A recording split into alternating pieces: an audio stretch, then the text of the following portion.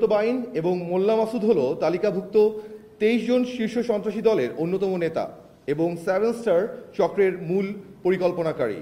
অভিযান চলাকালে তাদের কাছ থেকে উদ্ধার করা হয়েছে 5টি বিদেশি পিস্তল, 10টি ম্যাগাজিন, 53 রাউন্ড অ্যামুনিশন এবং একটি স্যাটেলাইট ফোন।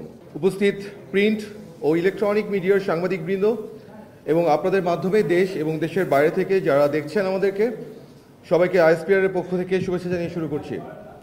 তুলে ধরছি একটি অত্যন্ত গুরুত্বপূর্ণ সাফল্যের কথা, যা আমাদের সেনাবাহিনীর দক্ষতা, গোয়েন্দা সক্ষমতা এবং জাতির প্রতি দায়িত্ববোধের একটি প্রশংসনীয় দৃষ্টান্ত।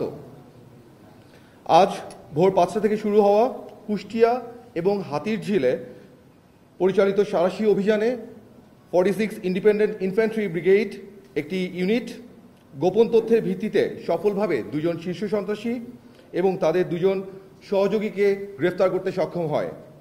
গ্রেফতারকৃত সন্ত্রাসীরা হল সুব্রত বাইন ওরফে ফতে আলী, আবু রাসেল মাসুদ ওরফে মোল্লা মাসুদ, শুটার আরাফাত এবং শরীফ।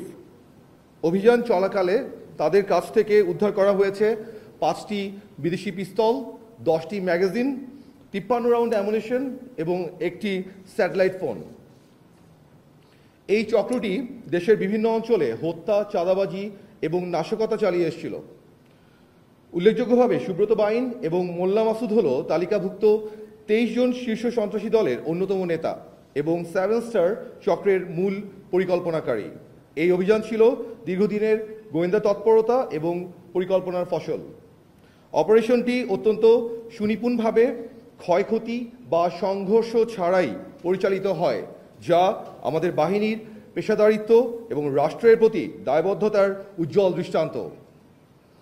অভিযানে গুরুত্বপূর্ণ সমন্বয় এবং সহায়তা প্রদান করেছে সেনা সদর সামরিক অপারেশন পরিদপ্তর, 55 পদাতিক ডিভিশন, 14 স্বতন্ত্র ইঞ্জিনিয়ার ব্রিগেড, 71 মেকানাইজড ব্রিগেড। এছাড়াও আমি আপনাদের মাধ্যমে দেশের জনগণকে জানাতে চাই, যে কোনো ধরনের সন্দেহজনক কর্মকাণ্ড কিংবা সন্ত্রাসবাদ সংক্রান্ত যে কোনো তথ্য অনুগ্রহ করে নিকটস্থ সেনাবাহিনী ক্যাম্প অথবা আইন শৃঙ্খলা বাহিনীকে অবগত করবেন।